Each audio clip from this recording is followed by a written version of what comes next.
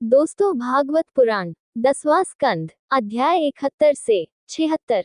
अध्याय 71 कृष्ण की इंद्रप्रस्थ यात्रा का वर्णन करता है। श्री शुक ने कहा, देवर्षि नारद के वचनों को सुनकर तथा सभा के सदस्यों और भगवान कृष्ण के विचारों पर विचार करके महाबुद्धिमान उद्धव इस प्रकार बोले। उद्धव ने कहा, हे प्रभु, नारद मुनि के कहने के अनुसार आपको अपने चचेरे भाइयों, अपनी बुआ के बेटों को उस यज्ञ में सहायता करनी चाहिए तथा उन लोगों, जरासंध की कैद में रहने वाले राजाओं को भी सुरक्षा प्रदान करनी चाहिए जो आपकी शरण में आना चाहते हैं। हे सर्वशक्तिमान प्रभु, केवल समस्त दिशाओं को जीतने वाला ही शाजसूय यज्ञ करने का अधिकारी है। हमें सबसे पहले यहीं से इंद्रप्रस्थ जाना चाहिए। यही इंद्रप्रस्थ में युधिष्ठिर की अनुमति से युधिष्ठिर के लिए जरासंध का वध करना चाहिए। इसलिए मेरे विचार से जरा के पुत्र अर्थात जरासंध पर विजय से दोनों उद्देश्य पूरे हो जाएंगे। इस कार्य जरासंध को परास्त करने से हम अपना महान उद्देश्य पूरा कर लेंगे तथा उन बंदी राजाओं को मुक्त करने से आपको महान यश की प्राप्ति होगी। हे गोविंद, जरासंध को मारने के लिए उत्सुक यादवों को उद्धव सावधान करते हैं। शारीरिक बल में वह राजा जरासंध 10,000 हाथियों के बराबर है और इस प्रकार अन्य शक्तिशाली लोगों के लिए वह प्रतिरोध्य है, सिवाय भीम के जो बल में उसके बराबर है। उसे केवल एक ही युद्ध में हराया जा सकता है, अन्यथा नहीं शक्तिशाली सेना के साथ, क्योंकि उसके पास 100 अक्षौहिणी सेना है। वह ब्राह्मणों का मित्र है और जब ब्राह्मण उससे अनुरोध करते हैं तो वह कभी मना नहीं करता। भीमसेन को ब्राह्मण का वेश धारण कर उसके पास जाकर उससे अकेले में युद्ध करने की प्रार्थना करनी चाहिए। इसमें तनिक भी संदेह नहीं है कि तुम्हारी उपस्थिति में भीमसेन अवश्य ही उसे द्वंद्वयुद्ध में मार डालेगा। आप निराकार काल आत्मा हैं, जो परमेश्वर के रूप में ब्रह्मांड की रचना और विनाश के वास्तविक कारण हैं, जबकि ब्रह्मा और रुद्र देवता केवल साधन हैं। इसलिए भीम जरासंध को मारने का मात्र साधन होगा, जबकि वास्तव में आप वास्तविक संहारक हैं। जब जरासंध मारा जाएगा तो उन मुक्त राजाओं की रानियां अपने अपने महलों में आपके द्वारा किए गए महान कार्य का गान करेगी, जिसमें आपने उनके साझे शत्रु, जिसने उनके पतियों को बंदी बना लिया था, का वध किया था तथा अपने पतियों, जो उन्हें अपने ही समान प्रिय हैं, को मुक्त कराया था। जैसे गोपियां अपने राक्षस शंखचूड़ से उद्धार का गान करती हैं, आपकी शरण में आने वाले ऋषिगण हाथियों के राजा मगरमच्छ से के उद्धार तथा जनक की पुत्री सीता रावण की कैद से की मुक्ति के लिए आपकी स्तुति करते हैं, तथा हम लोग जो आपके द्वारा रक्षित हैं, आपके माता पिता वसुदेव तथा देवकी को कंस की कैद से मुक्त कराने के आपके पराक्रम का गान करते हैं। हे कृष्ण, जरासंध के वध से अनेक महान उद्देश्य पूरे होंगे, क्योंकि इससे राजाओं के पुण्य कर्मों का फल प्राप्त होगा, जिससे वे मुक्त होकर पुनः सिंहासन पर आसीन होंगे, तथा जरासंध के पाप कर्मों का फल भी प्राप्त होगा, जिससे उसकी और शिशुपाल की भी मृत्यु होगी, क्योंकि राजसूय यज्ञ का आयोजन आपकी स्वीकृति के अनुरूप है। श्री शुक ने कहा, हे राजन, उद्धव द्वारा दी गई यह सलाह हर दृष्टि से इतनी उचित और अच्छी थी कि देवऋषि नारद, यादव ऋषिगण तथा श्री कृष्ण ने भी इसका अनुमोदन किया। तत्पश्चात देव की पुत्र सर्वव्यापक यशस्वी भगवान कृष्ण ने अपने गुरुजनों से अनुमति ली तथा दारुक, जैत्र आदि सेवकों को यात्रा की तैयारी करने का आदेश दिया। हे शत्रुओं को दंड देने वाले, अपने अंतःपुर की स्त्रियों, पुत्रों, सेवकों तथा उनके परिवार को आगे भेजकर तथा अपने बड़े भाई बलराम और यादवराज उग्रसेन की औपचारिक अनुमति प्राप्त करके श्री कृष्ण अपने सारथी द्वारा लाए गए रथ पर सवार हुए, जिस पर गरुड़ का चिन्ह अंकित था। तत्पश्चात रथों, हाथियों, पैदलों तथा घुड़सवारों से युक्त अपनी विशाल सेना से घिरे हुए तथा अपने अपने सेनानायकों के नेतृत्व में कृष्ण द्वारका से चल पड़े। उन्होंने चारों ओर धूमधाम से तथा ढोल, नगाड़े, शंख, नरसिंगे तथा तुरही की प्रचंड ध्वनि से वातावरण को गुंजायमान कर दिया। भगवान श्री कृष्ण की भक्तिमय एवं गुणवान रानियां उत्तम वस्त्राभूषणों से सुसज्जित, बहुमूल्य आभूषणों, रंजकों एवं मालाओं से सुसज्जित, तलवारों एवं ढालों से सुसज्जित सेवकों द्वारा भली भांति सुरक्षित, अपने पतियों एवं पुत्रों के पीछे स्वर्ण पालकियों एवं घोड़ों द्वारा खींचे जाने वाले वाहनों पर सवार होकर चल रही थी। मनुष्य द्वारा खींचे जाने वाले वाहनों और गौशालाओं पर ऊंटों, बैलों, भैंसों, गधों, खच्चरों, गाड़ियों और हाथियों पर चढ़कर अपने झोपड़ों और तंबुओं, ऊनी कंबलों, वस्त्रों और अन्य वस्तुओं को पशुओं के दोनों ओर लादकर कृष्ण के सेवक और गणिकाएं सभी सुसज्जित होकर उनके साथ यात्रा कर रहे थे। जैसे समुद्र में गरजती हुई ऊंची ऊंची लहरें और बेचैन वेले थी, उसी प्रकार वह विशाल सेना ऊंचे ऊंचे झंडों, बड़ी बड़ी पताकाओं, छत्रों, चौरियों, उत्तम अस्त्र शस्त्रों, आभूषणों, मुकुटों और कवचों के साथ बड़े बड़े शब्द करती हुई सूर्य की तेज किरणों में चमक रही थी। तत्पश्चात यादवों के स्वामी कृष्ण द्वारा पूजित नारद मुनि ने मुकुंद को देखकर अपने हृदय तथा इंद्रियों में अत्यंत तृप्ति तथा प्रसन्नता अनुभव की। अपने निर्णय को सुनकर तथा उन्हें दिए गए स्वागत को स्वीकार करके उन्होंने कृष्ण को प्रणाम किया तथा उनका ध्यान करते हुए तथा उन्हें अपने हृदय में स्थापित करते हुए वे द्वारका से आकाश में उड़ते हुए चले गए। जब नारद चले गए, भगवान ने दूत को दयालु स्वर में वचन दिया, हे दूत, तुम्हें डरने की आवश्यकता नहीं है, तुम्हारा कल्याण हो। मैं ये सुनिश्चित करूंगा कि मगध के राजा जरासंध का वध हो। भगवान द्वारा इस प्रकार आश्वासन दिए जाने पर दूत चला गया और उसने राजाओं को विस्तार पूर्वक सारी घटना बताई। राजा अपनी स्वतंत्रता पुनः प्राप्त करने के लिए लालायित थे और कृष्ण के वास्तविक प्रकट होने की उत्सुकता से प्रतीक्षा कर रहे थे। आनर्त, सौवीर, मारूस और विनाशन से यात्रा करते हुए उन्होंने पहाड़ों और नदियों को पार किया और कस्बों, गांवों, ग्वाल बस्तियों और खदानों से गुजरे। बाद में वे दृश्यद्वती, आधुनिक घग्घर और सरस्वती नदी को पार करके पांचाल देश और मत्स्य 5 क्षेत्र से होते हुए इंद्रप्रस्थ पहुंचे। जिन भगवान श्री कृष्ण का दर्शन सामान्य मनुष्यों को अत्यंत दुर्लभ है, उनके आगमन की सूचना सुनकर सबका मित्रवत व्यवहार रखने वाले राजा युधिष्ठिर अत्यंत प्रसन्न हुए और अपने कुल पुरोहितों, मित्रों तथा शुभचिंतकों को साथ लेकर उनका स्वागत करने के लिए नगर से बाहर चले गए। वह स्वर संगीत गीतों में कृष्ण की महिमा का बखान और वाद्य संगीत के मधुर संयोजन के साथ तथा वेदों के उच्च स्वर में उच्चारण के साथ भगवान कृष्ण के पास उत्सुकता से गया, ठीक उसी प्रकार जैसे प्राण के वापस आ जाने पर इंद्रियां पुनः जागृत हो जाती हैं। अपने परम प्रिय मित्र तथा संबंधी श्री कृष्ण को बहुत दिनों के पश्चात देखकर पांडुपुत्र युधिष्ठिर का हृदय अत्यंत स्नेह से पिघल गया और उन्होंने उन्हें बार बार गले लगाया। भगवान कृष्ण के स्वरूप को अपने दोनों हाथों से गले लगाकर देवी लक्ष्मी के पवित्र धाम राजा युधिष्ठिर के सारे पाप धुल गए। उनकी आंखें आंसुओं से भर गईं और शरीर के रोंगटे खड़े हो गए। वे परम धन्य महसूस करने लगे और संसार के सारे भ्रम भूल गए।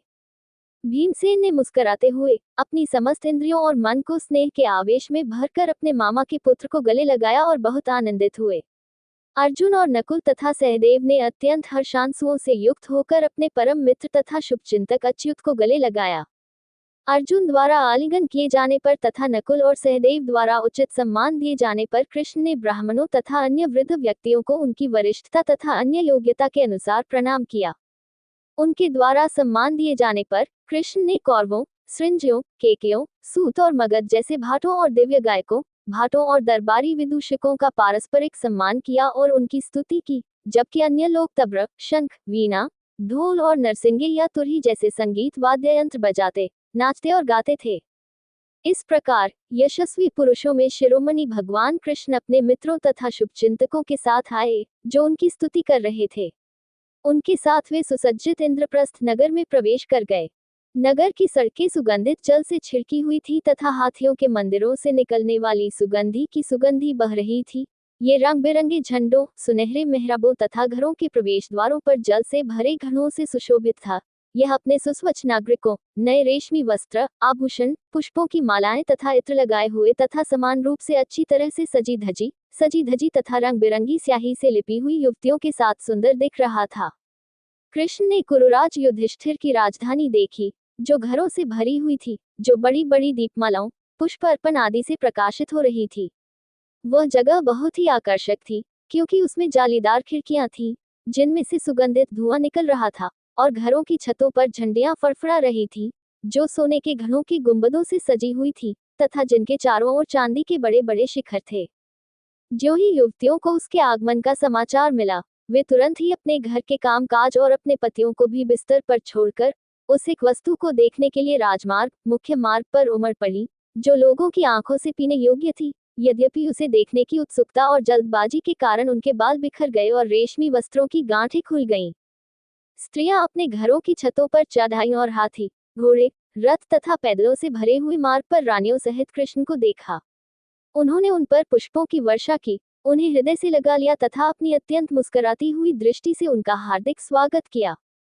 मुकुंद कृष्ण की रानियों को चंद्रमा को घेरे हुए तारों के समूह की भांति अपने पति के साथ मार्ग में जाते देखकर नगर की स्त्रियां एक दूसरे से कहने लगी, हम नहीं जानते कि कृष्ण की इन पत्नियों ने ऐसा कौन सा पुण्य कार्य किया होगा जिससे ये श्रेष्ठतम व्यक्तित्व अपनी मधुर मुस्कान तथा मनोहर प्रेममयी दृष्टि से उनकी आंखों को आनंद प्रदान कर रहा है।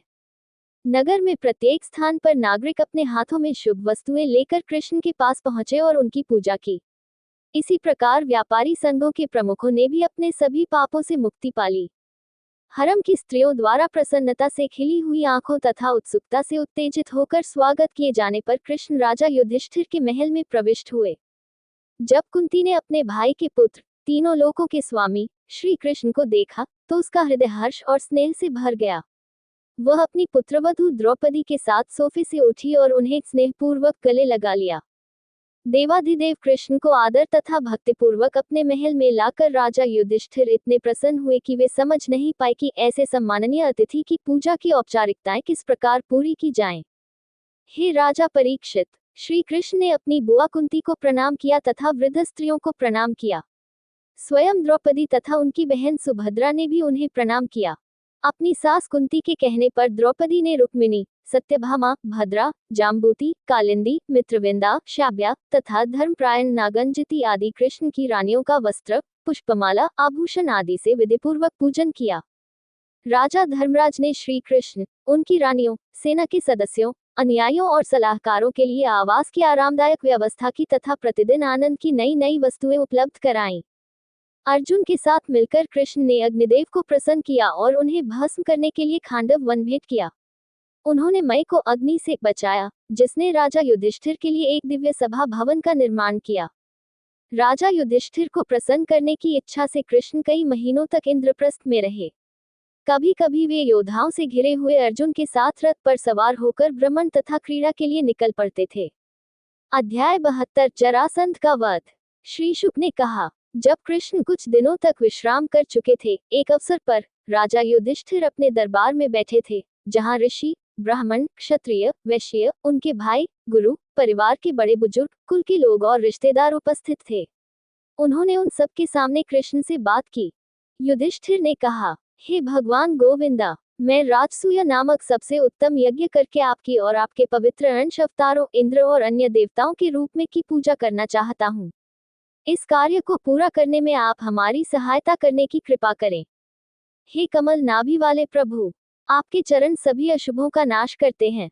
जो पुण्यात्मा लोग निरंतर उनकी शारीरिक पूजा करते हैं, उनका मानसिक चिंतन करते हैं तथा उनका गान करते हैं, वे संसार से मुक्ति प्राप्त करते हैं। वे चाहे तो सांसारिक सुख भी प्राप्त कर लेते हैं, परंतु अन्य लोग नहीं। हे देवों के देव, इसलिए संसार को आपके चरण कमलों की सेवा का परम प्रभाव देखने दो। हे प्रभु, कृपया कौरवों और संजय सरदारों को दिखाओ कि जो आपकी पूजा करते हैं और जो आपकी पूजा नहीं करते, उन्हें क्या पद और फल मिलता है।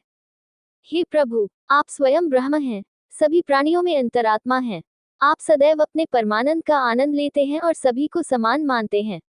इसलिए यह मेरा है और यह मेरा नहीं है जैसी भिन्नता की धारणा आपके बारे में नहीं कही जा सकती। जैसे लोग स्वर्ग के कल्पवृक्ष पर चढ़ते हैं, वैसे ही आपकी कृपा उन लोगों पर होती है जो आपकी सेवा करते हैं, और यह उनकी सेवा की मात्रा और तीव्रता के अनुरूप होती है, और इस नियम का कोई उल्लंघन नहीं होता। प्रभु ने उत्तर दिया, हे राजन, आपका ये संकल्प उत्तम है। हे शत्रुओं का नाश करने वाले, राजसूय यज्ञ के द्वारा आपकी शुभ कीर्ति समस्त राजाओं को जीतने वाली तीनों लोकों में व्याप्त हो जाएगी। इस श्रेष्ठ यज्ञ का संपन्न होना न केवल हमारे, आपके मित्रों और शुभ चिंतकों के लिए वांछनीय है, बल्कि ऋषियों, आपके पूर्वजों, देवताओं और समस्त प्राणियों के लिए भी वांछनीय है।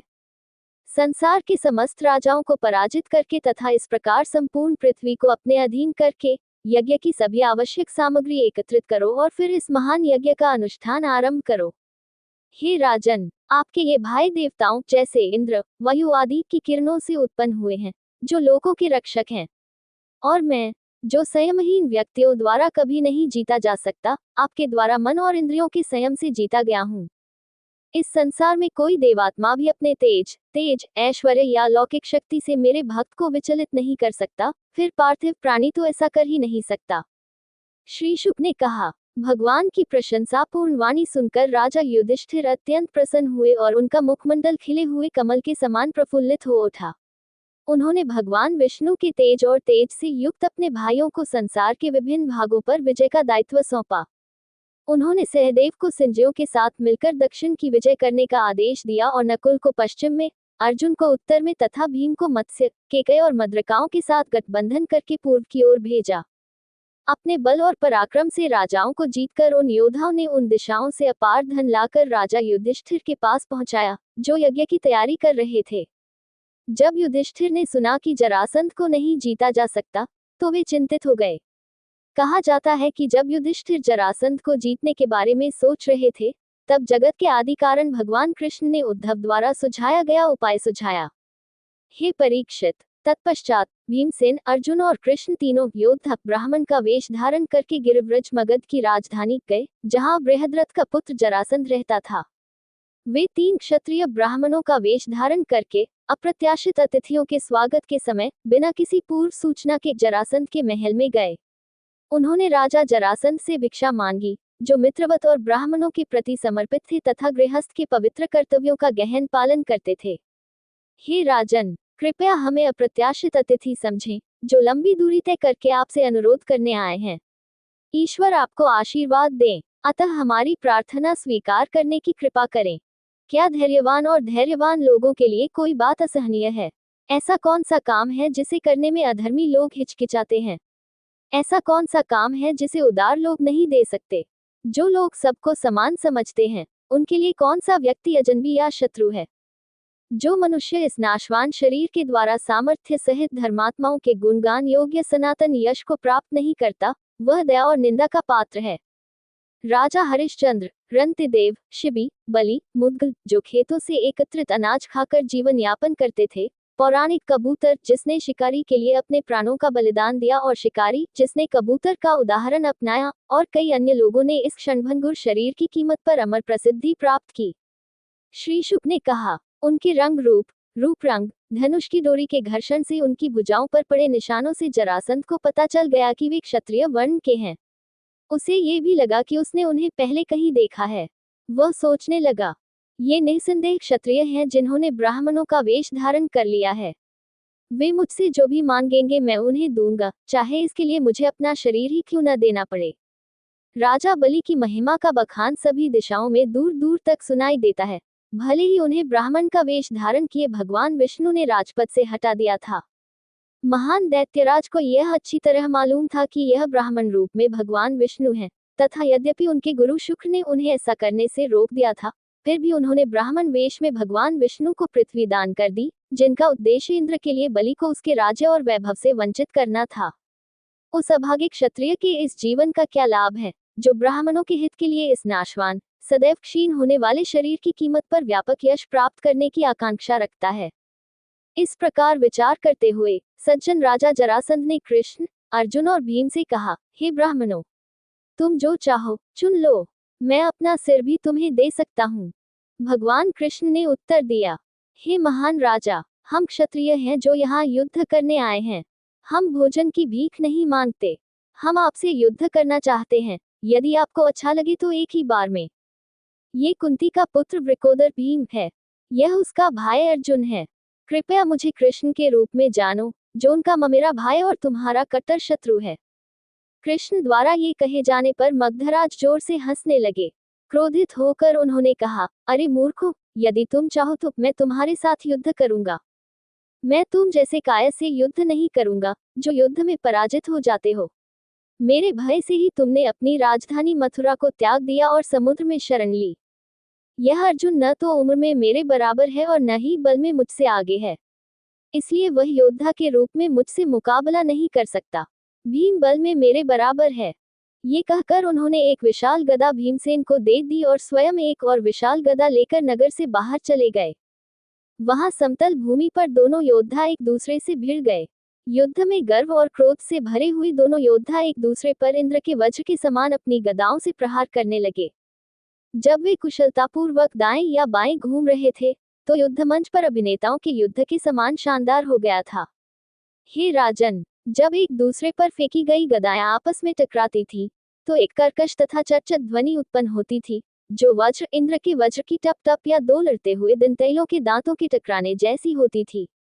जिस प्रकार दो हाथी क्रोध में भरकर सूर्यमुखी की दो टहनियों से युद्ध करते हैं तो वे चूर्ण चूर्ण हो जाती हैं, उसी प्रकार वे दोनों गदाएं भी अपनी भुजाओं के पूर्ण बल से एक दूसरे पर टकराकर एक दूसरे के कंधों, कूल्हों, पैरों, हाथों, जांघों तथा हंसलियों पर लगकर चूर्ण चूर्ण हो जाती हैं।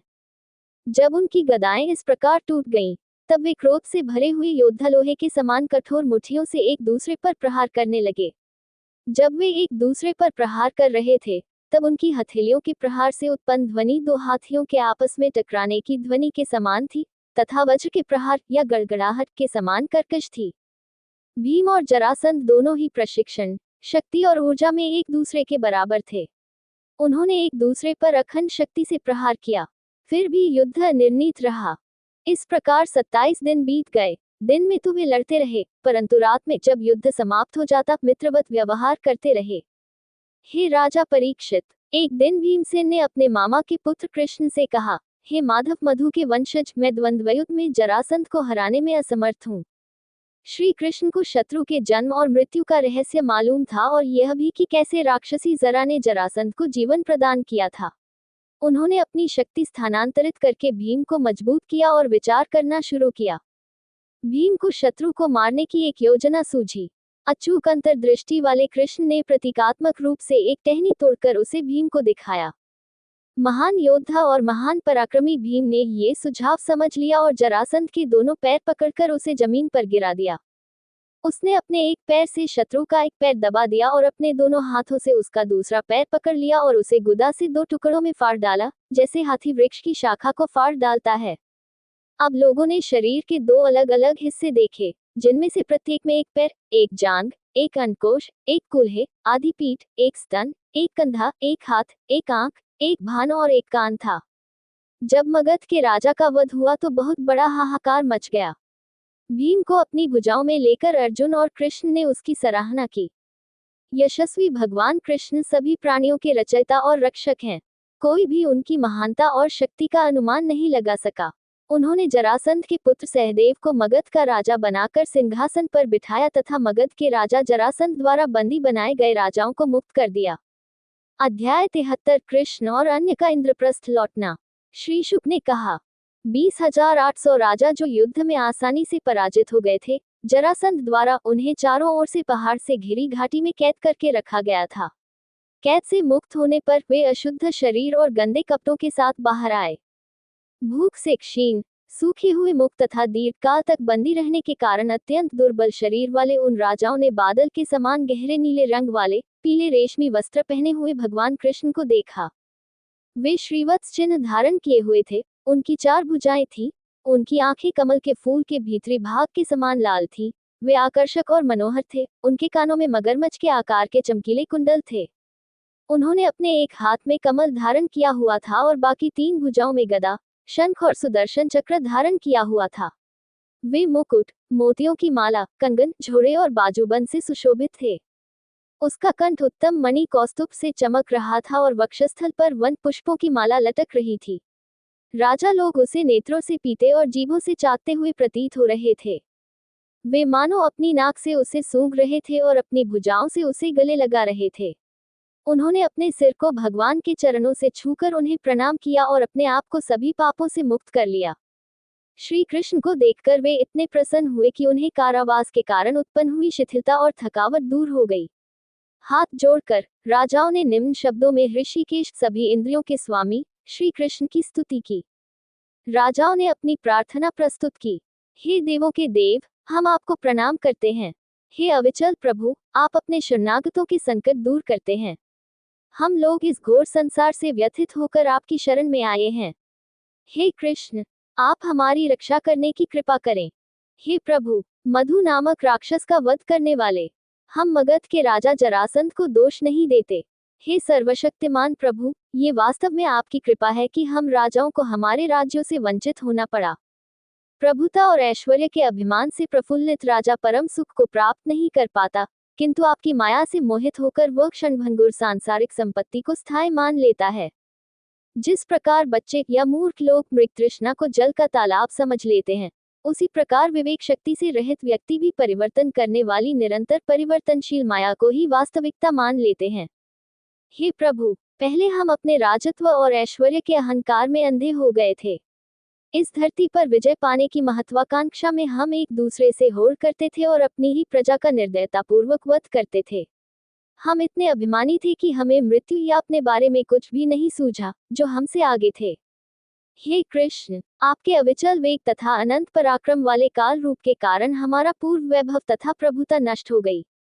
आपकी कृपा से ही आज हम अपना अहंकार पुनर्तः नष्ट करके आपके चरणों का ध्यान कर रहे हैं। हे सर्वशक्तिमान प्रभु, हम इस मृग तृष्णा रूपी प्रभुता की कामना नहीं करते, जिसका उपभोग इस क्षयशील शरीर को करना है, जो रोगों का घर है। नहीं, हम मृत्यु के बाद अपने धार्मिक या पुण्य कर्मों का फल स्वर्ग में भोगना चाहते हैं, जो कानों को बहुत ही सुखद लगता है। कृपया हमें वह उपाय बताने की कृपा करें, जिससे जन्म मरण के चक्र में फंसे रहने पर भी हम आपके चरण कमलों की स्मृति से कभी वंचित न रहें और उनका निरंतर चिंतन करते रहें। हम वासुदेव के पुत्र भगवान कृष्ण को बारंबार नमस्कार करते हैं, जो संसार यहाँ तक कि दैत्यों के दुखों का नाश करने वाले हैं। हे गोविंद, इंद्रियों के स्वामी, जो लोग आपको प्रणाम करते हैं, आप उनके दुखों को दूर करने वाले हैं। श्री शुक ने कहा, हे परीक्षित, इस प्रकार बंदीगृह से मुक्त हुए राजाओं द्वारा स्तुति किए जाने पर कृपालु भगवान, जो शरण चाहने वालों को शरण देते हैं, उनसे मधुर भाषा में इस प्रकार बोले। प्रभु ने कहा, हे राजाओं, तुम्हारी इच्छानुसार अब से मुझ विश्व के अधिपति और सब में स्थित आत्मा के प्रति तुम्हारी अनन्य भक्ति दृढ़ और दृढ़ हो जाएगी। हे राजाओं, मैं तुम्हारे सही निर्णय से कितना प्रसन्न हूँ।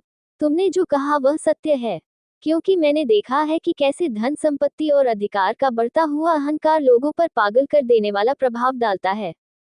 सहस्रार्जुन, नहुष, वेन, रावण, नरक तथा अन्य देव, दानव और मानव शासक अपनी समृद्धि और शक्ति के कारण अहंकार के कारण अपने पदों से गिर गए हैं। हे राजाओं, तुम इस तथ्य को भली भांति जानते हुए कि शरीर तथा उससे संबंधित अन्य वस्तुएं आदि जो कुछ भी उत्पन्न हुआ है, वह नाशवान है। तुम यज्ञों द्वारा मेरी पूजा करो तथा सतर्क रहो तथा धर्मपूर्वक अपनी प्रजा की रक्षा करो। तुम संतान उत्पन्न करके अपने वंश की निरंतरता को सुरक्षित रखो। सुख दुख, समृद्धि विपत्ति, जन्म मृत्यु जैसी भी परिस्थितियां तुम्हारे भाग्य में आए, उन्हें संभाव से सहन करो और अपना हृदय मुझे समर्पित करते हुए अपना जीवन व्यतीत करो। अपने शरीर और उससे जुड़ी चीजों के प्रति उदासीन रहो। आत्मिक आनंद में आनंद लो और आत्मा अनुशासन का व्रत रखो। इस प्रकार अपने मन को ठीक से और स्थिर रूप से मुझ में केंद्रित करके तुम अंततः मुझको प्राप्त करोगे, जो परब्रह्म हूँ। श्री शुक ने कहा, राजाओं को उपर्युक्त प्रकार से आदेश देकर ब्रह्मांड के शासक भगवान कृष्ण ने दास दासियों को आदेश दिया कि वे उन्हें स्नान कराएं। उन्होंने सहदेव, जो अब मगध के राजा थे, को उनका सम्मानपूर्वक स्वागत करने के लिए नियुक्त किया तथा उन्हें राजा के योग्य वस्त्र, आभूषण, पुष्पमालाएं और रंग बिरंगे आभूषण दिए। जब राजा लोग उत्तम स्नान कर लेते थे और अपने भव्य वस्त्र और आभूषण पहन लेते थे, तब उन्हें स्वादिष्ट व्यंजन परोसे जाते थे और उन्हें पान आदि राजाओं के योग्य विविध सुख सामग्री दी जाती थी। मुकुंद से सम्मानित होकर वे राजागण सुंदर कुंडल धारण करके कष्टों से मुक्त होकर वर्षा ऋतु के अंत में स्थित ग्रहों के समान शोभायमान हो रहे थे। उन्हें सोने और रत्नों से सुसज्जित तथा अच्छे घोड़ों से खींचे जाने वाले रथों पर बिठाकर मधुर तथा निष्कपट वचनों से उनके हृदयों को प्रसन्न करके उनके अपने अपने देशों को भेज दिया गया। इस प्रकार परम दयालु कृष्ण द्वारा अपने कष्टों से मुक्त किए गए राजा ब्रह्मांड के स्वामी कृष्ण तथा उनके उत्तम कर्मों का चिंतन करते हुए लौट गए। अपनी राजधानियों में पहुंचकर उन्होंने अपने मंत्रियों और प्रजाजनों को उस परम पुरुष के महान कार्यों का वर्णन किया और प्रभु की आज्ञा के अनुसार लगन से अपना जीवन और राजकाज चलाया। भीम के द्वारा जरासंध का वध करने के बाद सहदेव ने केशव की पूजा की और कुंती के दोनों पुत्रों भीम और अर्जुन के साथ इंद्रप्रस्थ के लिए प्रस्थान किया। अपने शत्रुओं को परास्त करने वाले इन तीनों योद्धाओं ने खांडवप्रस्थ में पहुंचकर अपने शंख बजाए, जिससे उनके मित्र प्रसन्नता से और शत्रु भयभीत हो गए। उस ध्वनि को सुनकर इंद्रप्रस्थ के नागरिक मन ही मन प्रसन्न हो गए। उन्होंने ये निष्कर्ष निकाला कि जरासंध मारा गया है और राजा युधिष्ठिर को भी लगा कि उनका उद्देश्य पूरा हो गया है। राजा युधिष्ठिर को प्रणाम करके भीम, जनार्दन और अर्जुन ने उन्हें विस्तार पूर्वक अपने अपने किए हुए सब कार्य बताए। जब धर्मराज ने सुना कि कृष्ण ने कितनी दया की है, तो उनके नेत्रों से हर्ष के आंसू बहने लगे और वे इतने प्रेम से अभिभूत हो गए कि शब्दों में बयां नहीं कर सके। अध्याय 74, युधिष्ठिर की राजसूय, शिशुपाल का वध। श्री शुक ने कहा, जरासंध के वध तथा भगवान कृष्ण की परम महिमा के विषय में सुनकर राजा युधिष्ठिर बहुत प्रसन्न हुए तथा उन्होंने उससे इस प्रकार कहा।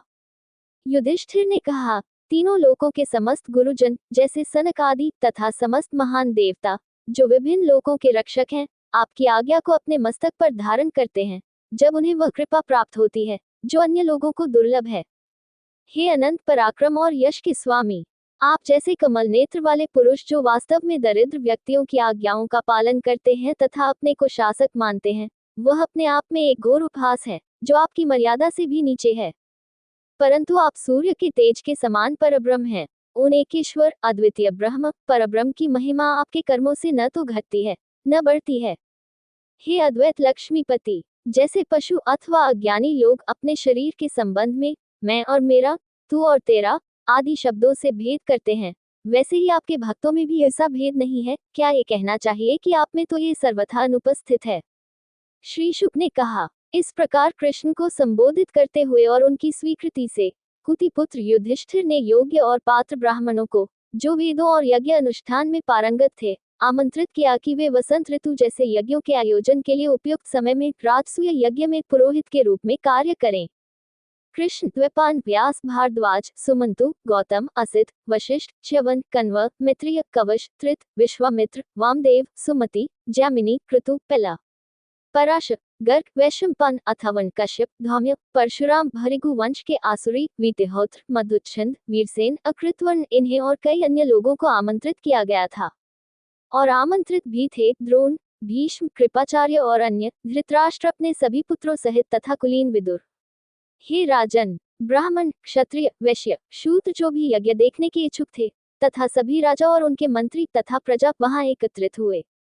तत्पश्चात ब्राह्मणों ने यज्ञ भूमि जहां देवताओं की पूजा की जाती है को सोने के हल से जोता और शास्त्रीय आदेशों का पालन करते हुए राजा को यज्ञकर्ता के रूप में प्रतिष्ठित किया। परंपरा के अनुसार इस यज्ञ में प्रयुक्त सभी बर्तन सोने के थे, जैसे प्राचीन काल में वरुण के राजसूय यज्ञ में थे।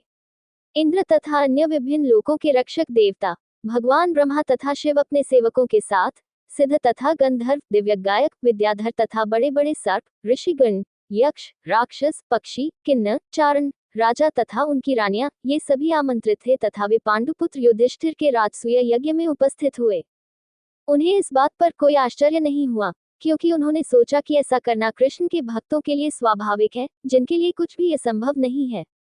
देवताओं के समान तेजस्वी दिखने वाले यज्ञाचार्यों ने राजा के लिए शास्त्रों के अनुसार राजसूय यज्ञ संपन्न किया, जिस प्रकार देवताओं ने वरुण के लिए किया था। सोमरस निकालने के लिए निश्चित दिन पर राजा ने शांत मन से यज्ञ कराने वाले परम पूज्य ब्राह्मणों तथा यज्ञ के निर्णायकों की विधिपूर्वक पूजा की। सभा के सदस्य इस बात पर एकमत नहीं हो पा रहे थे कि पूजा का प्रथम सम्मान किसे मिलना चाहिए, क्योंकि इसके लिए कई योग्य दावेदार थे। इस स्थिति में सहदेव ने अपनी बात रखी। यह मेरा सुविचारित मत है कि अविनाशी भगवान कृष्ण, सात्वतों के स्वामी और रक्षक इस सर्वोच्च सम्मान के अधिकारी हैं, क्योंकि वे न केवल सभी देवता हैं, बल्कि काल, स्थान, धन और अन्य वस्तुएं भी हैं। ये ब्रह्मांड उसकी अभिव्यक्ति है। वह यज्ञों का निर्माण करता है। यज्ञ, अग्नि में दी जाने वाली आहुति, उस समय पढ़े जाने वाले मंत्र तथा ज्ञान और योग या भक्ति के मार्ग उसके लिए हैं। हे सभासदों, वह एक है, दूसरा नहीं है। ये ब्रह्मांड उसकी अभिव्यक्ति है। वह स्वयं पर पूर्णतया आश्रित है तथा स्वयं अजन्मा होने पर भी इस ब्रह्मांड की रचना, रक्षा तथा संहार करता है। उनकी कृपा से ही लोग विभिन्न कार्य, तपस्या और साधना करते हैं तथा सभी लोग जीवन में धर्म, अर्थ, काम और मोक्ष जैसे उच्च उद्देश्यों को प्राप्त करने का प्रयास करते हैं। इसलिए ये सर्वोच्च सम्मान भगवान कृष्ण को दिया जाना चाहिए, जो महानतम में भी महान है। इस प्रकार उन्हें सभा में प्रथम पूजा का सम्मान देकर हम सभी प्राणियों के साथ साथ स्वयं को भी सम्मानित करेंगे। जो व्यक्ति अपने दान के बदले में अनंत पुण्य प्राप्त करना चाहता है, उसे अपना दान भगवान कृष्ण को अर्पित करना चाहिए, जो समस्त प्राणियों की आत्मा है तथा सभी को अपना ही स्वरूप मानते हैं, या अपने भक्तों में आसक्त हैं, जो पुनर्तः शांत, इच्छा रहित तथा पूर्णतया पूर्ण है। सहदेव, जो कृष्ण की परम महानता को जानते थे, ने उनसे इस प्रकार कहा और मौन हो गए। ये सुनकर सभा के सभी श्रेष्ठ एवं धर्मप्रायण सदस्य संतुष्ट हो गए और उन्होंने बहुत अच्छी बात कही, बहुत अच्छी बात कही शब्दों से उनकी बात का अनुमोदन किया। ब्राह्मणों का निर्णय सुनकर तथा यज्ञ सभा के सदस्यों की सहमति अर्थात हृदय में जो इच्छा थी जानकर राजा युधिष्ठिर बहुत प्रसन्न हुए। स्नेह से अभिभूत होकर उन्होंने इंद्रियों के स्वामी भगवान कृष्ण की उस सभा के प्रमुख सदस्य के रूप में पूजा की। तत्पश्चात युधिष्ठिर ने अपनी रानियों, अनुजों, मंत्रियों तथा परिवार के सदस्यों सहित भगवान श्री कृष्ण के चरण धोकर उस जल की बूंदें अपने सिर पर प्रसन्नतापूर्वक धारण की, जिससे उन्होंने भगवान के चरण धोए थे, जो संसार को पवित्र करने में समर्थ था। उसने पीले रेशमी वस्त्र और बहुमूल्य आभूषण अर्पित करके उनकी पूजा की, परंतु वह उन्हें स्पष्ट रूप से नहीं देख सका, क्योंकि उसकी आंखों से स्नेह और आनंद के आंसू बह रहे थे। कृष्ण को इस प्रकार पूजित देखकर सभा में सभी लोगों ने हाथ जोड़कर उन्हें नमः, आपको प्रणाम और जय आपकी विजय हो शब्दों से नमस्कार किया और आकाश से पुष्पों की वर्षा होने लगी। ये उपर्युक्त नमस्कार और जय घोष सुनकर दमघोष का पुत्र शिशुपाल, जो कृष्ण के गुणों की प्रशंसा से क्रोधित हो गया था, अपने आसन से उठ खड़ा हुआ। उसने अपनी भुजा ऊपर उठाई। क्रोधित होकर उसने भगवान कृष्ण की सुनने के लिए निर्भयतापूर्वक कठोर वचन कहे। वैदिक ग्रंथ में कहा गया है कि काल ही वास्तविक नियंत्रक है, जो अवांछनीय घटनाओं को लाने में सक्षम है तथा वह अनुल्लंघनीय है। ये बात सर्वथा सत्य है। उदाहरणार्थ, यहाँ इस सभा में एक अज्ञानी कनिष्ठ जैसे सहदेव की बकबक से वृद्ध लोगों का निर्णय भी दूषित हो गया है। हे सभा के नेताओं, आप ही इस बात का निर्णय करने में सर्वश्रेष्ठ निर्णायक हैं कि इस सर्वोच्च सम्मान का उचित पात्र कौन होना चाहिए। कृपया उस अज्ञानी बालक सहदेव की बचकानी बातों पर ध्यान न दें, जिस पर विश्वास करके आपने यह मान लिया था कि कृष्ण इस सम्मान के योग्य हैं। इस सभा के प्रधानों की घोर उपेक्षा करते हुए, जो घोर तप, विद्या और व्रतों से संपन्न हैं, जिन सदस्यों ने अपने आध्यात्मिक ज्ञान से अपने सभी पापों को धो डाला है, जो ब्रह्म में स्थित महान ऋषि हैं और जिनकी पूजा विभिन्न लोकों के रक्षक देवता भी करते हैं, ऐसे में एक ग्वाला, जो अपने कुल और कुल के लिए कलंक है, इस सम्मान को पाने का अधिकारी कैसे हो सकता है? एक कौवा कैसे पुरोदाश बलि पाने का अधिकारी हो सकता है? वह समाज के किसी वर्ग, वर्ण, जीवन की अवस्था, आश्रम या जन्म के कुलीन वर्ग से संबंधित नहीं है। वह सभी धर्मों से बहिष्कृत अर्थात धर्म के दायरे से बाहर है। वह अनैतिक, नैतिक या धार्मिक आचार संहिता के विरुद्ध व्यवहार करता है और सद्गुणों से रहित है। वह पूजा का पात्र कैसे हो सकता है? उसके कुल को ययाति, उसके कुल के संस्थापक, ने शाप दिया है और सभी अच्छे लोगों ने उसे बहिष्कृत कर दिया है। वह हमेशा शराब पीने में लिप्त रहता है। वह इस पूजा का पात्र कैसे हो सकता है? इन लुटेरों ने अपना देश शूरसेन अर्थात मथुरा के आसपास का क्षेत्र छोड़ दिया है, एक ऐसा देश जहां ब्राह्मण ऋषि रहते थे। वे समुद्र में अपने गढ़ में चले गए हैं, एक ऐसा स्थान जहां वैदिक अध्ययन में लीन ब्राह्मणों का अभाव है और वे उस गढ़ से सभी लोगों को परेशान कर रहे हैं। शुभ कर्मों और पुण्यों का भंडार समाप्त हो जाने के कारण शिशुपाल ने कृष्ण से ये तथा इसी प्रकार के अपमानजनक शब्द कहे, किंतु भगवान ने इस पर कोई प्रतिक्रिया नहीं की, जैसे सिंह मादा गीदड़ों के चिल्लाने पर करता है। भगवान की वह असहनीय निंदा सुनकर सभा के सदस्यों ने अपने कान बंद कर लिए और क्रोधित होकर शिशुपाल की निंदा करते हुए सभा से बाहर चले गए। जो मनुष्य भगवान या उनके भक्तों के विषय में निंदा सुनकर भी उस स्थान को नहीं छोड़ता, वह अपने पुण्यों से वंचित हो जाता है और नरक में जाता है।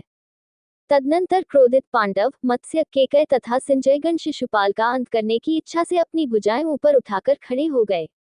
उनसे विचलित हुए बिना शिशुपाल ने अपनी तलवार और ढाल उठाए और उन राजाओं को फटकारा जो उस सभा में कृष्ण का पक्ष ले रहे थे। जब स्थिति ऐसी हो गई, तब भगवान स्वयं उठ खड़े हुए और अपने सिपाहियों को रोकते हुए क्रोधपूर्वक अपने तीक्ष्ण धार वाले चक्र सुदर्शन से अपने आगे बढ़ते हुए शत्रु का सिर काट डाला। शिशुपाल के मारे जाने पर बड़ा कोलाहल मच गया। उस कोलाहल में उसके अनुयायी राजा अपनी जान बचाने के लिए भाग खड़े हुए। तत्पश्चात आकाश से पृथ्वी पर गिरते उल्का के समान शिशुपाल के शरीर से एक तेजो में प्रकाश निकला और वसुदेव के शरीर में प्रविष्ट हो गया तथा समस्त प्राणी उसके साक्षी बने।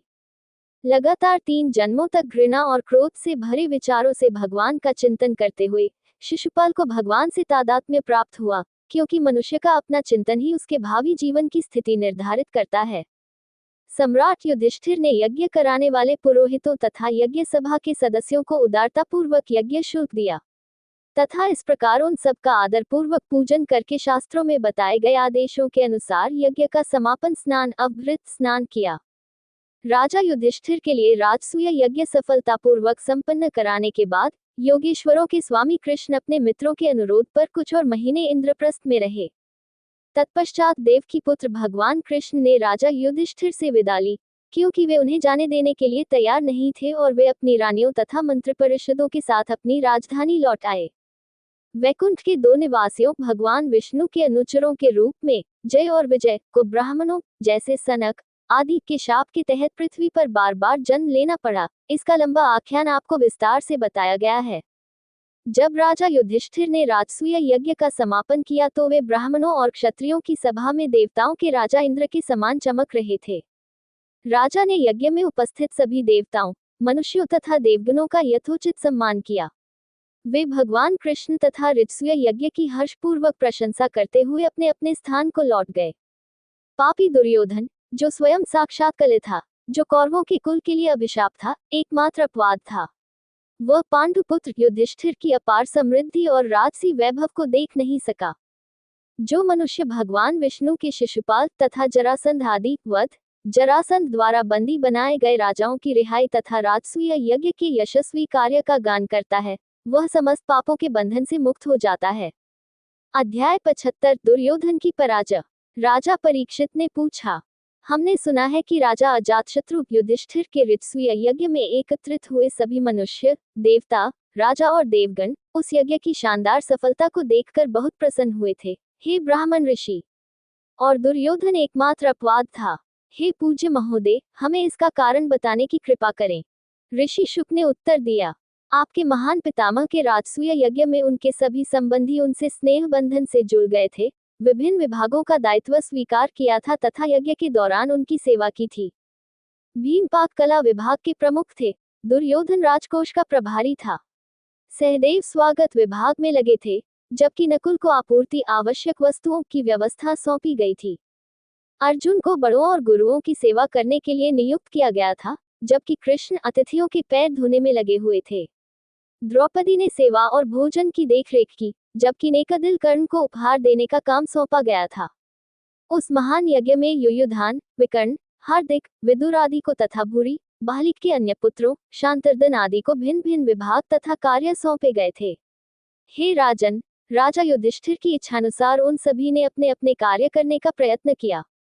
जब पुरोहितों, सभा के सदस्यों, व्यापक और गहन पांडित्य वाले व्यक्तियों, घनिष्ठ मित्रों और संबंधियों को मधुर वचनों, बहुमूल्य उपहारों और यज्ञ और अन्य धार्मिक शुल्कों से उचित रूप से सम्मानित किया गया और जब शिशुपाल की आत्मा ने भगवान कृष्ण के चरणों में प्रवेश किया, तब पांडवों ने स्वर्गीय नदी गंगा में राजसूय यज्ञ का समापन किया। अमृत स्नान के समारोह के दौरान संगीत के विभिन्न वाद्य जैसे ताबर, शंख, पन्नव, ढोल, नगाड़े और नरसिंगे बजाए गए।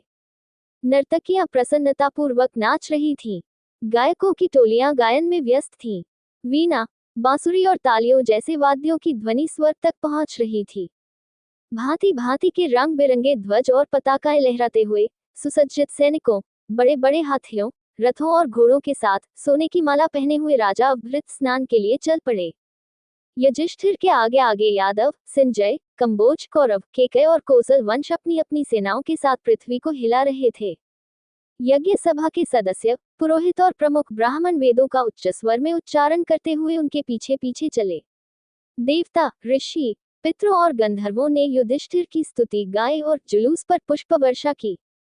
वस्त्र, आभूषण, माला और इत्र से सुसज्जित स्त्री पुरुष एक दूसरे पर तेल और केसर मिश्रित जल छिड़कते और लगाते हैं।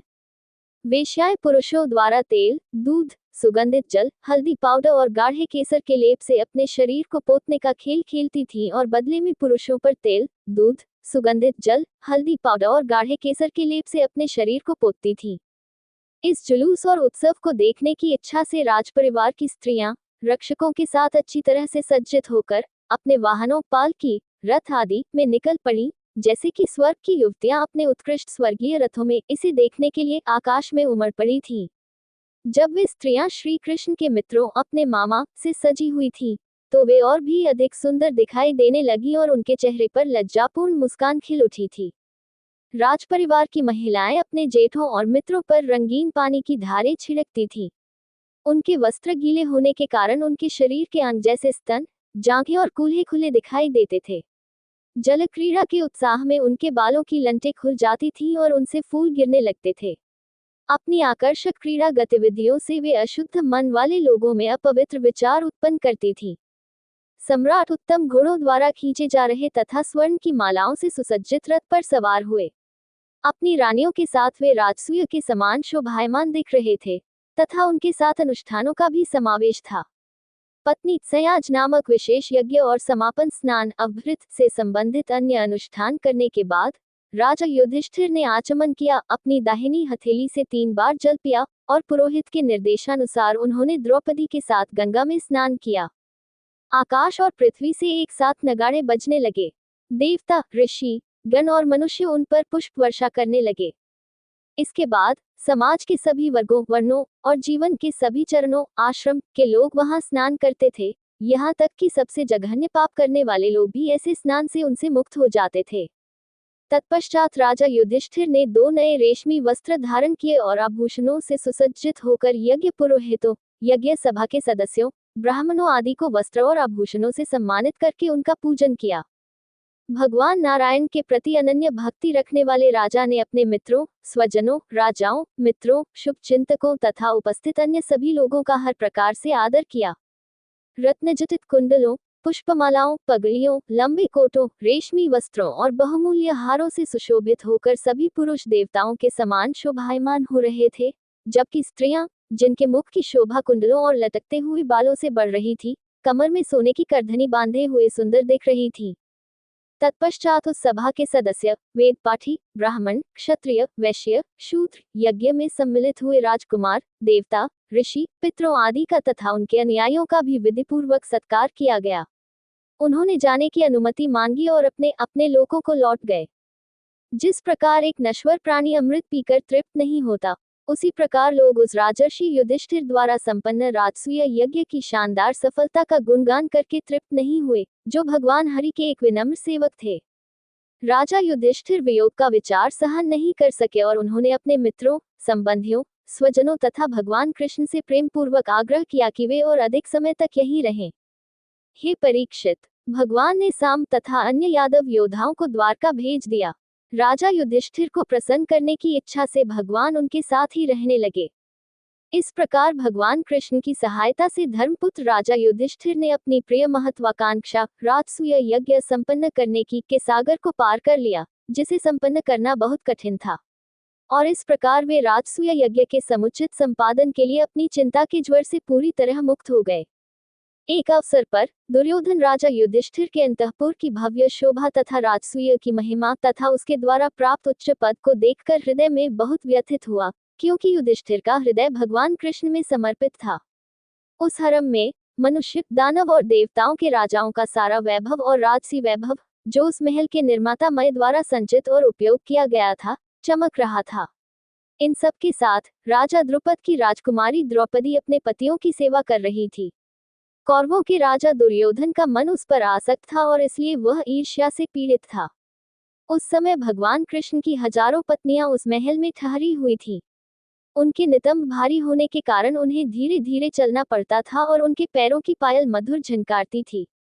उनकी कमर पतली थी और उनके सफेद मोतियों के हार उनके वक्षस्थलों पर केसर लगाने से लाल हो गए थे, और उनके सुंदर चेहरे उनके झिलमिलाते कानों के कुंडलों और घुंघराले बालों के कारण और भी अधिक आकर्षक लग रहे थे। एक बार मय द्वारा निर्मित उस सभा के एक भाग में सम्राट युधिष्ठिर अपने छोटे भाइयों और रिश्तेदारों तथा कृष्ण, जो उनके नेत्र थे, जो उनके हित या अहित को इंगित करते थे, से घिरे हुए देवताओं के स्वामी इंद्र की तरह सोने के सिंहासन पर बैठे थे। वे शाही वैभव से संपन्न थे और कवियों द्वारा उनकी महिमा की गई थी। देश के विभिन्न भागों से आए हुए प्रमुख ब्राह्मणों ने उनकी सेवा की। अनेक श्वेत रंग की चौड़ियों से पंखा झलते हुए राजाओं में वह बाग सम्राट युधिष्ठिर स्वर्ग में देवताओं के स्वामी के समान चमक रहा था। वहां मुकुट और माला से सुसज्जित, हाथ में तलवार लिए अहंकारी दुर्योधन घुसा। उसके भाइयों ने उसे घेर लिया और वह क्रोध में द्वारपालों और अन्य लोगों पर चिल्लाने लगा। वह माया के कौशल से इतना मोहित हो गया था कि जब फर्श का एक भाग पड़ा तो उसने उसे पानी की चादर समझ लिया और अपने कपड़े खींचकर फर्श पर गिर पड़ा और जगह जगह पानी में गिर पड़ा और उसे पानी की चादर को फर्श समझ लिया। उसने नीलमणियों से बिछे हुए फर्श को पानी का तालाब समझा और अपने कपड़े उठा लिए और सब लोग उस पर हंसने लगे। जब राजा दुर्योधन पानी के एक तालाब की ओर जा रहा था, तो उसने सोचा कि यह क्रिस्टल का फर्श है और वह उस तालाब में गिर गया। हे परीक्षित, ये देखकर कि भीम उन पर हंस रहे हैं, स्त्रियां तथा अन्य राजा भी हंसने लगे। यद्यपि राजा युधिष्ठिर ने उन्हें रोकने का प्रयास किया, कृष्ण ने उनका अनुमोदन किया। दुर्योधन लज्जित हुआ और उसने अपना सिर नीचे झुका लिया, मानो क्रोध से जल रहा हो। वह चुपचाप हस्तिनापुर चला गया। सभा के धर्मपरायण सदस्यों में निराशा और पश्चाताप का बड़ा कोलाहल मच गया। शत्रुहीन राजा युधिष्ठिर मन में उदास हो गए। पृथ्वी का भार कम करने के लिए कृतसंकल्प भगवान चुप रहे। अपनी मायावी शक्ति के कारण ही दुर्योधन इन भूलों में पड़ गया। हे राजन, आपने मुझसे जो पूछा था वह मैंने आपको बता दिया है कि राजसूय यज्ञ के दौरान दुर्योधन की दुष्टता किस प्रकार विकसित हुई। दोस्तों, अगली वीडियो देखने के लिए आप चैनल सब्सक्राइब जरूर करें और लाइक करें और कमेंट करें। जय श्री राधा कृष्ण।